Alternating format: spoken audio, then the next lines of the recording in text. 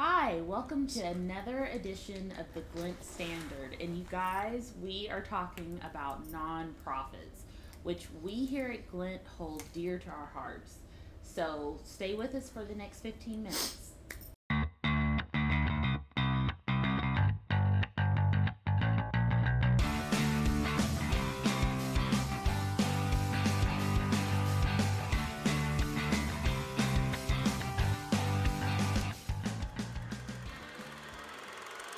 Lindsay! Hi, Erayne. I love when we get to do this together. I know, it's fun. Yeah. Okay, so in addition to your just awesomeness at digital strategy, you are a nonprofit person all the way. Yes. Can you tell the audience why? Why did you start loving nonprofits and knowing that it was your fit? Yeah. Yeah.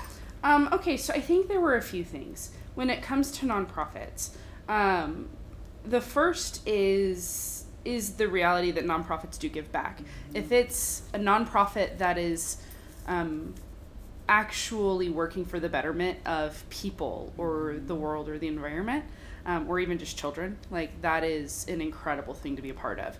And the realization that there are so many nonprofits that need help with marketing, yes, that because their mission is so focused on what they're doing, and that's where their passion is, not on the marketing side.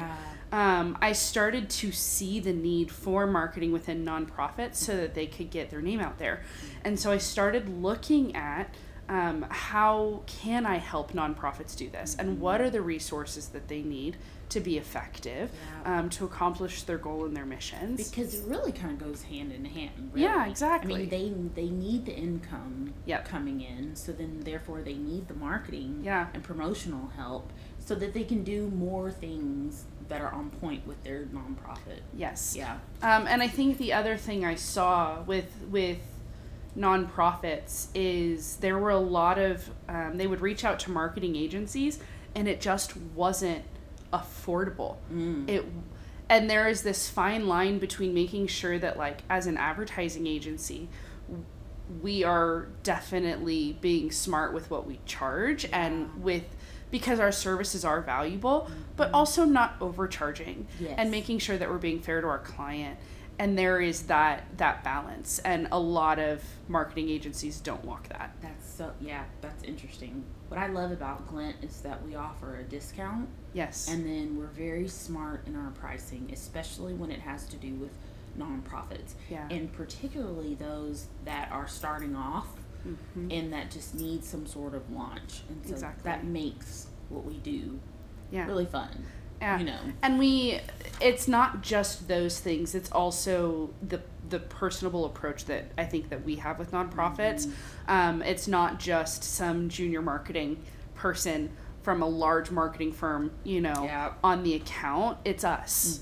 And we have that experience. I have that experience. You have that experience. And ultimately, I think what it comes back to is that being a servant leader and choosing to serve people. Being a servant leader, exactly. It comes through in all phases of our lives. It is something that I always go back to. Exactly. So I think that's where that passion for nonprofits came from, and then it just slowly developed over time. And so at this point now, Erayne, I've worked with countless nonprofits, spanning human trafficking rescue to acting, theater, performing arts studios to, Keith House, love it. Which is opening in Fort Worth. And so just so many of these bits and pieces of nonprofits, and they're all in these different areas, but they're all nonprofits. Yes. And so you know that it's a good mission. It's good. Okay, so if you could tell our audience about digital marketing strategies for nonprofits, maybe at every level. Okay. Tell them 3 things that they need to really be in tune with. Okay. From your point of view. Yeah. So when it comes to nonprofits, the 3 things that I see that usually have the most impact on a digital level when it comes to marketing, it's going to be their social media. That's true. So with that one, and just I'll break down each point kind of as we go. So with social media, what I'm seeing is nonprofits post inconsistently, and the content is low quality. So, and then a lot of it also isn't actually authentic. They're trying to pull stock images rather than what they're doing. Exactly. Right. So it really is about authentic, genuine content that is posted regularly. So it shouldn't be an afterthought. Exactly. It needs to be planned and prepared. Yeah. And it needs to be done with what I recommend is a planning calendar, at minimum one month in advance. But really, if you can build it 2 or 3 months ahead of time and really give your team time to prepare and build that content out, you're in a much better position because you can schedule it. And then you don't have to worry about it. You can just engage with that as it goes live. And let it run. Yeah. So that's the way to have it run effectively, truly. Exactly. I will say with that, especially when it's scheduled, as nonprofits, I think more than any other organization, although it's important for every organization, if you schedule content, you have to be aware of current events that are happening. Yes. Yes. You have to be aware of the news, what's happening, because you have to know if you need to stop your social media for any reason because of wars that are taking place, or any large scale thing that could really warrant what we call like going dark on social media for a day. So just being aware of those current events. Which is watching the Today Show every morning. I kind of feel like it probably is. I mean, but also it does feed into like Today's Show has current events too, right? Yeah. So even if you build your social media, I don't know, 3 months in advance, you can still go back and current posts about Taylor and Travis, because that's what's important, right? Right now it is. Yeah. So social media. Social media. That's and just not putting it off to the side and then doing it rush, but really sticking to it and having a plan of action. Yeah. And it's the second thing. Okay, so the second thing is going to be Google advertising. Which you have some goodies on this. I do. This is so fun. And this is probably my favorite thing to tell nonprofits about because a vast majority of them aren't aware. When we say Google advertising, they immediately start seeing dollar signs in their eyes and there is this, we don't have money to spend on Google ads. Congratulations, you don't have to. This is probably the best takeaway of this session. Yeah. Yeah. If you don't know, Google advertising, Google provides a grant to nonprofits. You have to be a registered nonprofit. You have to have a determination letter from the IRS. But if you are a nonprofit, Google will give you $120,000 annually to run ads on their platform. $10,000 a month. Which for marketers, for businesses, for profit, we would wish that we had access to that much media. Yeah, exactly. That media spend is just phenomenal. It's a really cool tool that Google has provided nonprofits in ad spend. So basically what that means is there's a whole process in getting it set up, which, I don't know, shameless plug, Glint would love to help you do that. We would love it. But you have to set it up, you have to get the ads going, and then you have to maintain them. I think, Lindsay, that is the biggest part of it. Yeah. It's the monitoring and maintaining. Correct. Share just a couple of things that have to be in line with Google advertising. So a lot of things with the Google grant in general, you have to have your ads run a very specific way in order to maintain that grant. So things like making sure that you're not your conversion action isn't set to clicks, but it's actually set to conversions. You know what you want max conversions versus just clicks on an ad, things like that. There are bits and pieces that are required for that ad setup that make it tedious. And those things change. And so if you're not in tune with what's happening, it's very easy to fall out of line with those Google grant policies. So things like working links to your website. We had this happen with a client recently where the website link changed. The URL changed. I remember. You know what I mean? But what's great about it is because we were watching the ads, we monitor them daily, we got the notification that the URL had changed, and we had this moment of, we got to go update that. And so it kept us in line with that policy rather than falling out of line with it. And so it's kind of like free money sometimes isn't free money. I mean, there is work that goes with it. But to me, you get more from having it than not. Well, and Google's big thing is they want people to be able to use those ads to get donations, which is fantastic. But the other side of that is really just brand recognition. Yeah. Getting your name out there, building your SEO, your credibility, visibility, all of those things can happen if you are running with your Google grant. That is so cool. Okay, third thing. So we talked about social. Yep. We talked about the Google grant, and now let's talk about SEO. Yeah. SEO and website. So the last thing that I see as being really, really important is good SEO. Because you could be networking all of the events possible and out there shaking hands, and you can tell them what your website is, and then they can't find it. Yes. Right? If you're not on the first page of Google, you're not on Google. Like, that's really, unfortunately, where it lands, because no one searches past page 1. No. So it's about building your SEO and making sure that you're searchable and you're easily found. And so a lot of that comes with making sure your website is in line, making sure that you're following Google policies. Not doing hidden text, making sure you have a privacy policy, making sure you have a donor policy. Those have to be linked in the footer. Legit. Exactly. Oh my goodness. That's very important. You want people to get to your site and also see your site. So, correct. And I think a lot of nonprofits they stop at a website. Exactly. And that is great. That's a good first step. It's a good place to be. Yeah. But then you have to go a little bit further to ensure that people get to your site. Exactly. So, and a big part of that is SEO, and I'm going to use some jargon, so I'm sorry. That's okay. But it's things like external and internal links. We commonly call it backlinking, right, in the digital world. And it's things like making sure that your website is updated regularly. Yeah. If you haven't updated your website in 2 years, there's a problem. Because Google they send out what's called bots. They crawl the website, and they do it frequently. And so if nothing changes, they start to think that your website isn't relevant because you're not actively working on it. You're not actively doing things with it. I think the bottom line to all of this really is that, and for any business, for-profit, nonprofit, is that you need to include marketing in your business operations. It's too much to remember to just do it willy-nilly. Exactly. But you really need to be devoted to it because that's how people know who you are. Yeah. That's how they get to you. That's how they donate. Yep.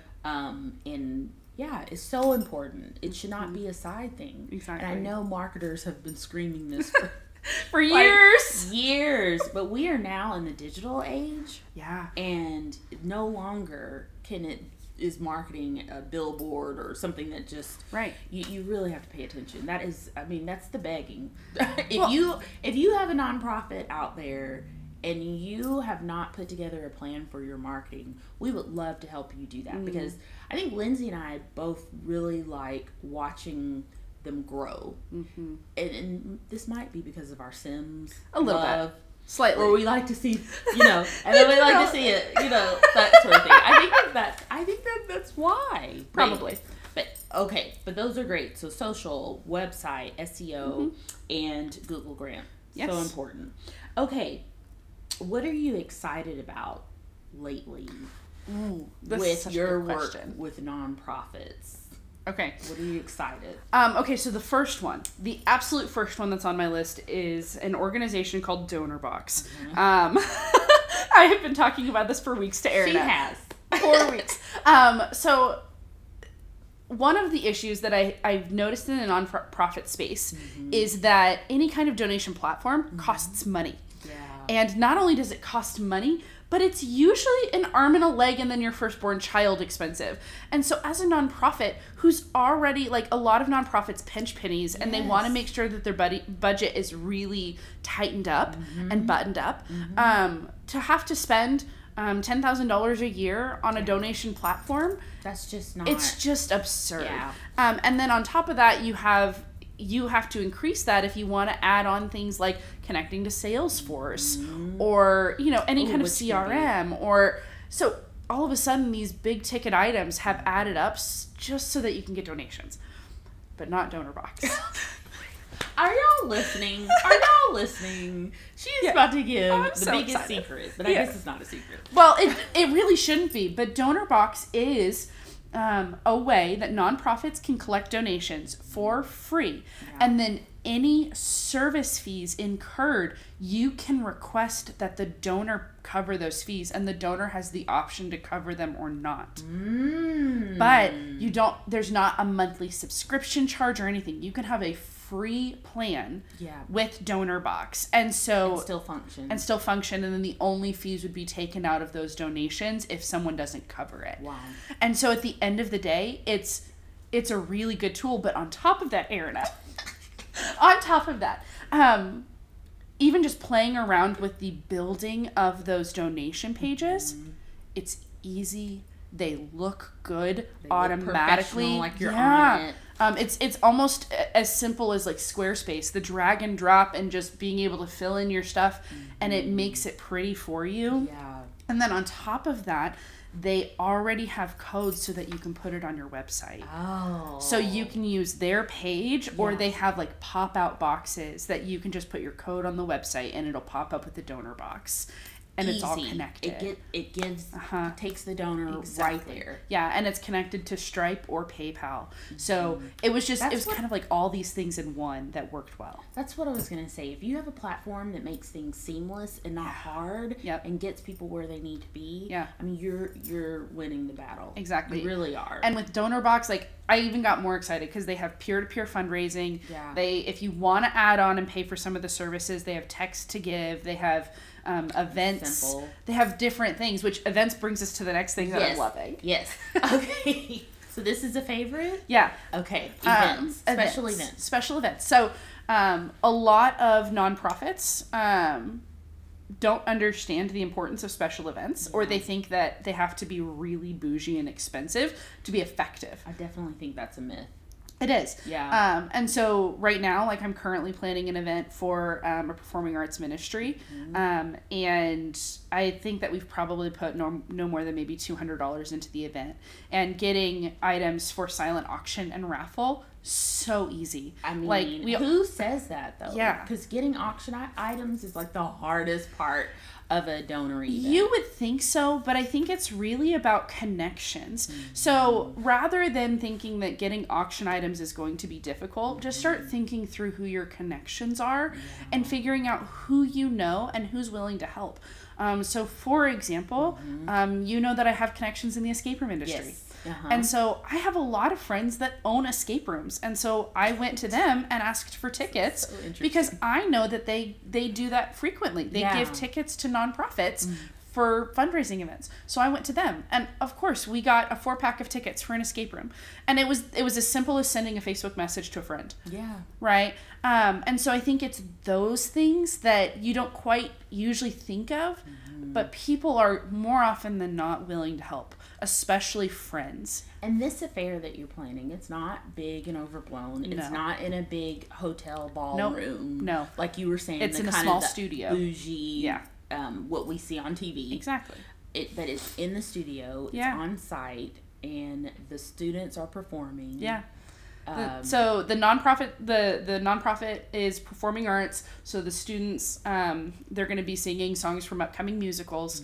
We're raising money to cover licensing fees for future productions. So it makes sense to have the students perform, and we're going to do some very light food, just because it's not a super late evening, and it's, I mean, like I said, about $200 that we're putting into it. You want to get people in and get them on out. Yeah. Serve them something nice. Yeah.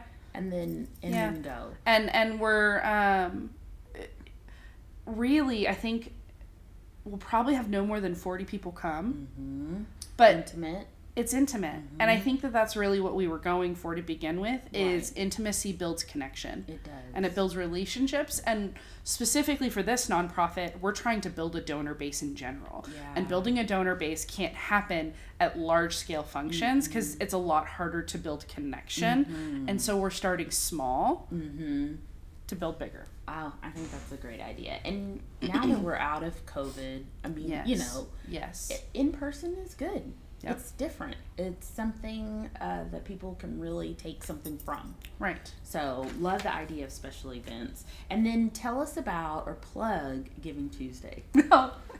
Okay, so it's not just Giving Tuesday. Even in Texas, we have something called North Texas Giving Day. But any kind of giving day that is large or community-wide or oriented on a larger scale. Giving Tuesday is one of those, and it's coming up. And so that's why it was on my list. Because, one, I think there are a lot of nonprofits that, in their mind, they just don't do it because they don't think they're going to get any donations.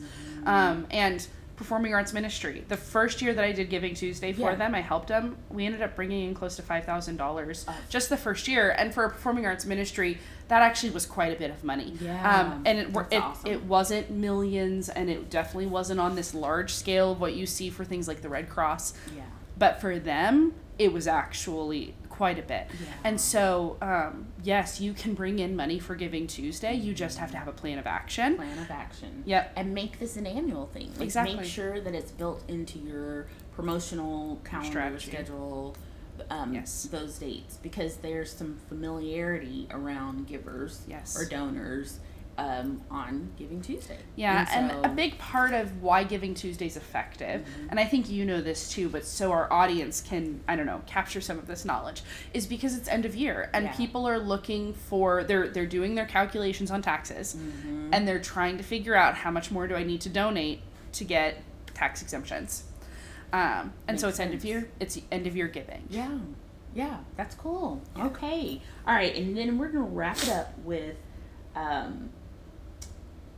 what would you say? Legit ways.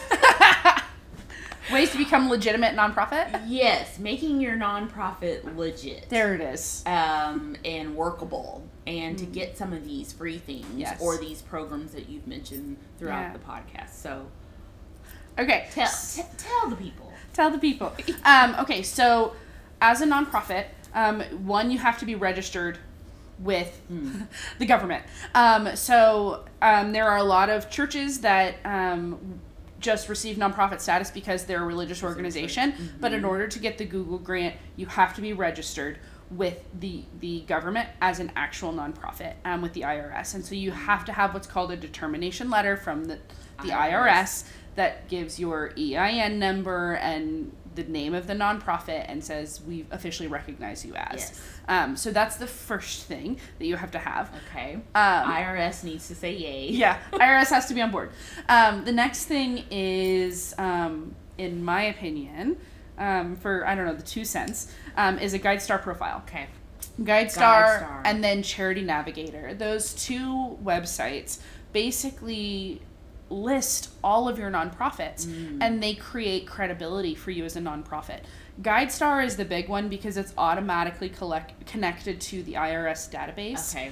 So if you are registered with the IRS as a nonprofit, you will have a GuideStar. You have a GuideStar profile and you have to claim it. Okay. So basically what that looks like is creating an account, finding your nonprofit, providing proof that it is yours, and then building that out. The importance of that is the more transparent you are as a nonprofit, one, the more authenticity there is to your brand.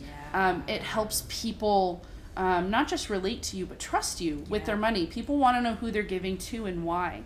And building not just a donor base, but people that are passionate about what you're doing. Because let's be honest, donations can happen in multiple forms. It can be volunteer hours, it can be prayer, it can be money, right? And it can be, that's a good point. It can also be of something that you have, right? So it could be, maybe it's Glint donating this space to an event, right? That's not money and it's not... But it's support. So building a group of people around your organization that's passionate about what you're doing means that you have support to keep moving forward. In order to do that, you need to be authentic, and you have to display that authenticity. Yes. And part of that's being transparent. GuideStar Charity Navigator. Yeah, exactly. What? When we talked before to get our thoughts together, but you listed a fourth thing. Website and branding. Yeah. So being a nonprofit is really great, but if there's not a place for people to go to donate or learn about you or figure out who you are, it's not going to really go super well. And so just on that list of things that set you apart as a legitimate nonprofit, website, a website and a well-branded organization. And that goes back to the importance of a marketing team and having people in place that can help you build that. And I know for nonprofits that's hard because it's expensive. Yeah. But if more agencies get in line with kind of aligning a little bit better, I think the nonprofit will benefit because it's just professional, good work, and it is a great representation of what you're doing, like your logo, your colors, all of those types of things. And then when you transfer that into a website, I mean, bam. Exactly. People like to see that. They do. Absolutely. Yeah, definitely. Okay, well, I hope that you were taking in everything that was said. It was a lot. Lindsay just spewed some gold, especially for nonprofits or anybody thinking of starting their own nonprofit. And you know what? There were helpful things for profit businesses. Yeah, there were bits and pieces there too. Yeah, because I'm sure that there are some that do not allocate time to marketing and promotion. So anyway, catch us on all of the social media channels, YouTube, LinkedIn, Facebook, Twitter, and tune in next time for another episode of the Glint Standard. Give us a thumbs up if you like this episode, and also leave us some comments or questions. If you want to subscribe to the podcast, go right here. And if you want to watch past episodes, check it out right there.